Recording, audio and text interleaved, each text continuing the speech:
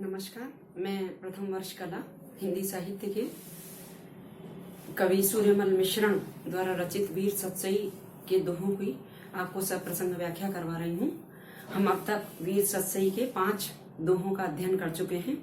अब देखिए आप पृष्ठ संख्या 55 पर दोहा नंबर 6। इण वेला रजपूत वे राजस गुण रंजाट, सुमरण लग्गा वीर सब वीरानो खुलवाट। मैंने आपको बताया था कि इससे पूर्व के दोहों में 1857 की क्रांति की पृष्ठभूमि और अंग्रेजी सत्ता भारत में स्थापित हुई उस समय की स्थिति में जो रजवाड़ों में रहने वाले राजा थे, वो क्षत्रिय जो वास्तव में जिनमें वीरता और शौर्य था, वो वापस अपनी कुल की मर्यादा को याद करने लगे। इस दोहे में बताया इण वेला यानी इस समय, रजपूत वे वो राजपूत जो राजस गुण रंजाट, राजस गुण जिनमें वीरता का गुण भरा हुआ था, जिनके मन में वीरता और शौर्य का संचार था, इस समय यानी परतंत्रता के इस समय में वे राजपूत जिनके अंदर वीरता और शौर्य भरे हुई थी, सुमरण लग्गा वीर साहब, वो सारे वीर क्या याद कर रहे हैं? सुमरण लगा है ना, वीर याद करने लगे। वीरारो कुलवाट, कुलवाट यानी कुल की मर्यादा, वीर और शत्रुओं के कुल की जो मर्यादा होती है उसका वो दोबारा स्मरण करने लगे। यानी राजपूत और क्षत्रियों की कुल की मर्यादा ये होती है कि मातृभूमि की रक्षा के लिए अपना तन मन धन न्यौछावर कर देना है। तो मातृभूमि के परतंत्र होते ही ऐसे वीरता और शौर्य से पूर्ण राजपूत अपनी कुल की मर्यादा को याद करके मातृभूमि की रक्षा के लिए सन्नद्ध हो गए। सतसई दोहा मही मीसण सूरजमाल, झंपे बड़खानी जठे सुने कायरा साल। यहाँ पर सूर्य मिश्रण द्वारा रचित वीर सतसई के अंदर जो राष्ट्रीयता का भाव है, ओजस्विता है, उसका प्रभाव दिखाया गया है कि सतसई दोहा मही मीसण सूरजमाल, सूर्यमल मिश्रण यानी मिश्रण, सूर्यमल मिश्रण द्वारा रचित जो दोहों से युक्त वीर सतसई है, झंपे भड़खानी जठे सुने कायरा साल, उसका क्या प्रभाव होता है? जहां भी सूर्यमल मिश्रण द्वारा रचित वीर सतसई के दोहों का उच्चारण किया जाता है, वहां पर झंपे भड़खानी, भड़ यानी वीर, वीरों को खाने वाली ये वाणी सिद्ध होती है। यानी वीरों के अंदर उत्साह का संचार हो जाता है और वीर मातृभूमि के लिए अपना तन मन धन न्यौछावर कर देते हैं। तो जहां भी इस वीर सतसई का उच्चारण होता है, वो वीर सतसई के शब्द वीरों को खाने वाले सिद्ध होते हैं।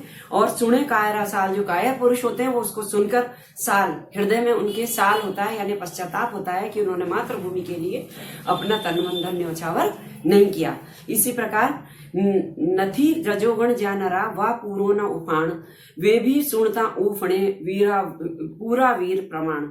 वीर सतसई के दोहों को सुनने के बाद में जिनमें नथी यानी नहीं था, रजोगुण यानी वीरता का भाव, ज्या नरा यानी जिन नरों में, नर यानी पुरुषों में, जिन पुरुषों में पूरी तरह वीरता का भाव उत्पन्न नहीं हुआ था, वह पूर्ण उफान, जिनके अंदर वीरता का उफान, वीरता और उत्साह का जोश नहीं था, उफान आना जोश नहीं था, जिन पुरुषों में वीरता नहीं थी और जिनके अंदर वीरता और शौर्य का जोश नहीं था, वे भी सुनता उपजे, वे भी इस वीर सतसई के दोहों को सुनने के बाद उफनने लगते हैं यानी उत्साहित हो जाते हैं। पूरा वीर प्रमाण, और पूरी तरह वीरता का प्रमाण देने के लिए पूरी तरह प्रस्तुत हो जाते हैं। यानी सूर्यमल मिश्रण की वीरता और राष्ट्रीयता के भाव से युक्त वीर सतसई के दोहों को सुनने के बाद जिनमें वीरता नहीं होती, वो वीरता और शौर्य से पूर्ण होकर उत्साहित होकर अपने प्राणों का बलिदान देने के लिए तैयार हो जाते हैं। और पूरा वीर प्रमाण, अपनी वीरता का प्रमाण देने के लिए ऐसे वीरताहीन पुरुष भी तैयार हो जाते हैं। जे दोही पख उजला जूझण पूरा जोध, सुनता ते भण सो गुणा वीर प्रकाशन बोध। यहाँ भी यही कहा है, जे दोही पख उजला, पख यानी पक्ष, उजला यानी उज्जवल, जिन वीरों के दोनों पक्ष, परिवार के दोनों पक्ष यानी माता और पिता दोनों के वंश में जिनमें के उज्जवल पक्ष हैं, यानी जिन क्षत्रियों के माता और पिता दोनों ही वंशों में वीरता का प्रभाव है, जूझण पूरा जोध, जूझण यानी मुकाबला करने के लिए जो पूरे पराक्रमी है, जोध यानी वीर, ऐसे वीर जिनके माता पिता का वंश शौर्यपूर्ण और वीरतापूर्ण है, उज्जवल है, और जो योद्धा युद्ध का सामना करने में समर्थ हैं, वे भी सुनता ते भड़, भड़ यानी वीर, 100 गुना, वे भी इस वीर सतसई के दोहों को सुनने के बाद उनके अंदर 100 गुना वीरता का संचार हो जाता है। वीर प्रकाशन बोध, वीर बोध यानी ज्ञान, वीरता का प्रकाश देने वाले ज्ञान का, उसमें वीरता के ज्ञान रूपी प्रकाश का उनमें बोध होता है और उन वीरता का 100 गुना संचार ऐसे वीरों में हो जाता है। दमंगण बिन अपचौ दयण वीर धनीरो धान जीवन गण बालाजी का छोड़ो जहर समान।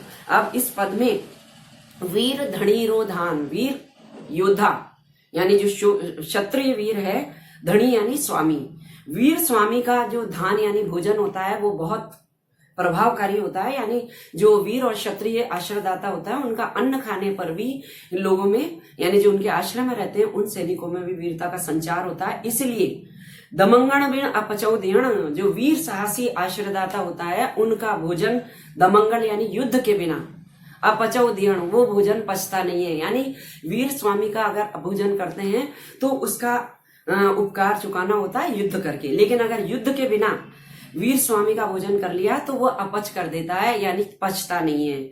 जीवन गण बालाजी का, जीवन जिस जी का यानी जिनको, जिन लोगों को गण यानी पत्नी और जीवन से प्यार है, बाला यानी प्रिय, जिन यानी कायरों, ऐसे कायर पुरुष जिनको जीवन और पत्नी से प्रेम है, छोड़ो जहर समान, ऐसे कायरों को तो वीर स्वामियों के भोजन को जहर के समान त्याग देना चाहिए। वीर धनीरो धान, वीर स्वामी वीर आश्रयदाता का भोजन तो युद्ध के बिना निरर्थक हो जाता है, अपच करता है।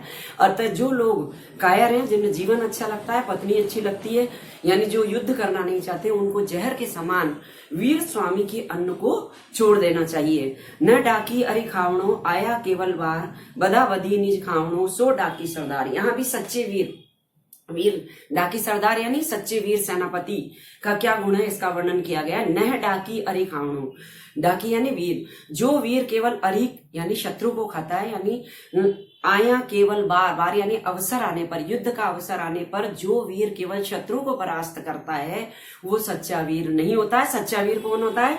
सो डाकी सरदार, वीरों का सरदार तो वही होता है। बदा बधी निज खावणो, जो अवसर आने पर निज यानी स्वयं को ही खा जाता है, यानी बदाबदी यानी प्रतिस्पर्धा में, होड़ में दूसरे वीरों से मुकाबला करते हुए जो अपने प्राणों का त्याग कर देता है, उत्सर्ग कर देता है, वो वास्तव में सच्चा वीर होता है।